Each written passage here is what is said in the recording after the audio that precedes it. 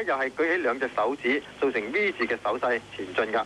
有啲人咧仲係手持紅旗，企喺車頂上邊。今日遊行嘅隊伍咧係包括中國科學院、知識界同埋外交部等等各方面嘅隊伍，估計超過係幾萬人㗎。由於隊伍多咧，好多人都喺中途橫街嗰度咧插入大隊裏邊，所以秩序咧就係冇往幾次咁整齊。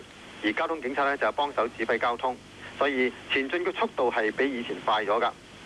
但係當隊伍前進咗一段路程之後咧，北京就落咗一場大雷雨，同埋颳起大風沙。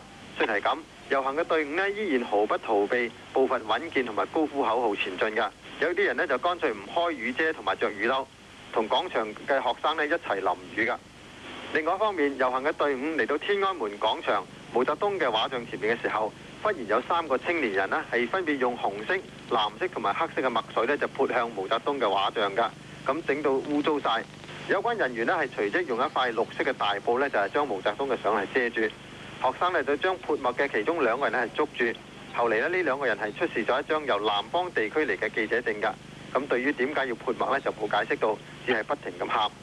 目前呢，就係有關嘅學生仍然懷疑呢個人嘅身份。佢哋相信佢哋或者係便衣人員專係嚟搞破壞嘅。中央電視台報道，毛澤東遺像被人塗污之後，學生當場捉到3個參與呢件事嘅男人，佢哋都係由湖南省嚟到北京嘅閒散人員，報稱嘅職業分別係教師、汽車隊職工同記者。中央電視台記者訪問呢3個被捕男人時候，只係問佢哋用乜嘢顏料塗污毛澤東像，並冇問佢哋咁樣做嘅動機。那麼你們幾個都用了些什麼顏料？我們用的主要是油畫顏料吧。本來我們準備都有什麼顏色？那各種各樣的顏色。那你說說具體的。具體的吧，就是我們準備是用那個油漆的。不，你現在是實際上用了什麼樣的？實際上是用了那個大概紅的、綠的、白的、黑的都有。是顏料還是廣告色還是？是油畫顏料。不過天安門廣場上靜坐嘅學生就話呢次事件係有人搞破壞。當時我在天安門廣場外當糾察，當時群眾喊，那邊群眾有人喊，有人搞破壞。正式聲明，這件事情不是我們學生幹的，而且我們也反對這種冒進行為。我們也堅決反對這種冒進行為，而且這種從某種意思說，不是冒進，是一種破壞。後嚟搞事嘅3個男人被送去北京市東城公安分局。自從上個禮拜6北京實施戒嚴之後，中央電視台呢就隨即收回所有外國同埋港澳台記者喺中央台嘅臨時辦公室，並且呢即時係停止傳送外國衛星通訊嘅業務㗎。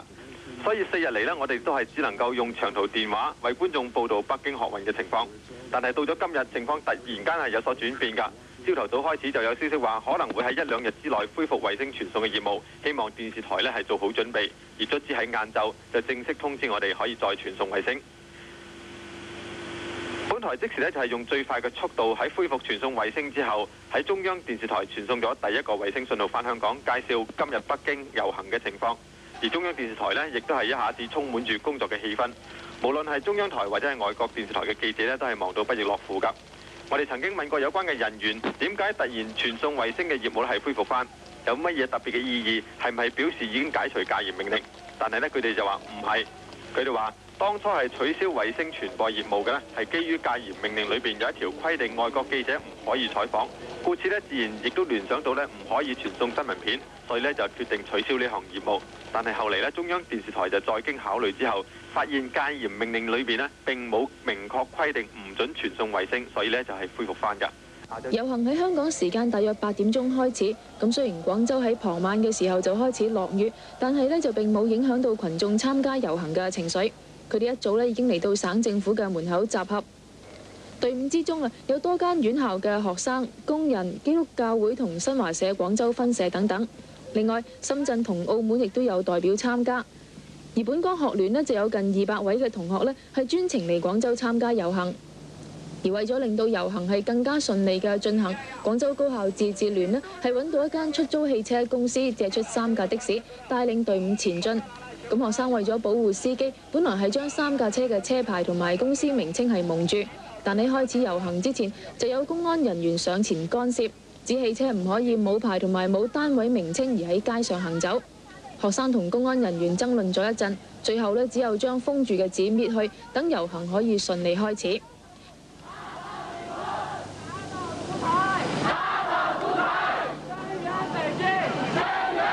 自治聯嘅常委話，號召省港澳大遊行嘅目的係希望以更大規模嘅和平請願方式，敦促政府聽取群眾嘅聲音，進行民主改革。熱辣辣嘅粥嚟分俾學生食，等佢哋冇咁冷。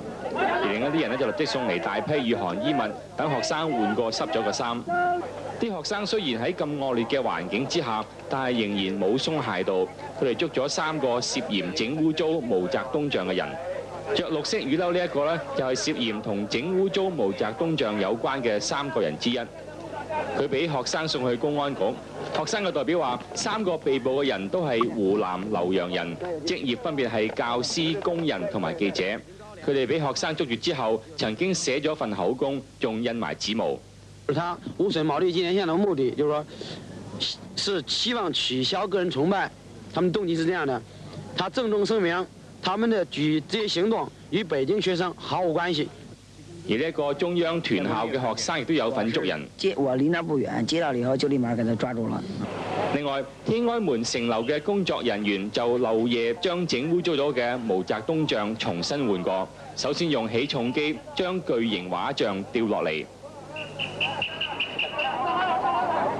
然後又將新嘅畫像掛上去。整個工程只係需要個幾鐘頭。而家見到嘅畫面就係尋晚發生軍民衝突，令到幾十人受傷嘅現場。據講呢，當時佢哋就係用呢啲磚頭咧互相毆打，造成幾十人受傷，其中係包括細路仔嘅。目前呢啲軍隊大部分係集結喺天安門廣場以外大概20公里嘅地方。由尋晚11點幾鐘至到今朝4點幾鐘之間呢，佢哋係紛紛退出原來嘅停留地方，轉移到一啲工廠同埋倉庫嘅停車場，減輕市民嘅憂慮。好似呢一支大概有100部嚟自38軍嘅裝甲運兵車，就係退到一度叫做槐樹嶺嘅山谷地帶。由於呢一度嘅地方係比較隱蔽，所以呢就知道嘅市民唔係多，亦都呢係冇市民嚟到圍觀㗎。但係另外一啲俾人發現嘅運兵車呢，就依然有好多市民呢就係圍觀㗎。其實除咗琴晚同埋前晚有部分軍人同埋市民發生係衝突之外呢，大部分嘅軍人都係俾前嚟勸阻嘅市民呢就係游說到軟化晒㗎。由最初嘅唔理唔睬，改到為呢係有講有笑，甚至到由尋日朝開始呢已經係有軍人應邀去市民嘅屋企呢就係食飯同埋休息㗎。咁雖然係咁啦，我哋而家仍然係聽到有啲軍隊喺山東同埋四川嗰度呢就係向北京推進。而喺山東呢，就出現過群眾係橫臥喺火車路軌，試圖阻止3列運兵車呢係前進嘅情況㗎。咁但係根據北京嘅觀察家分析呢，由於而家北京嘅形勢係日趨和緩啦，所以呢啲軍隊就可能係只係一啲戰術性嘅正常調防嘅啫。北京市政府今晚深夜11點舉行中外記者招待會，講述琴晚喺北京西面豐台區發生軍隊同埋學生市民打鬥嘅事件。豐台區常務副區長葉尚思話：喺琴晚10點，豐台區嘅軍車被攔咗幾日之後，奉命轉移，而維持秩序嘅學生就係俾佢哋走。但突然之間，有啲人製造煽動，用事先準備好嘅磚頭、石塊攻擊軍隊。學生請求佢哋唔好打士兵，但係嗰啲人連學生都打埋，結果係有60幾個解放軍受傷，11個大學生受傷，另外有13個市民傷咗，全部送入去附近嘅解放軍總醫院。喺受傷嘅士兵之中，有17個人係要留醫，其中4個重傷，包括一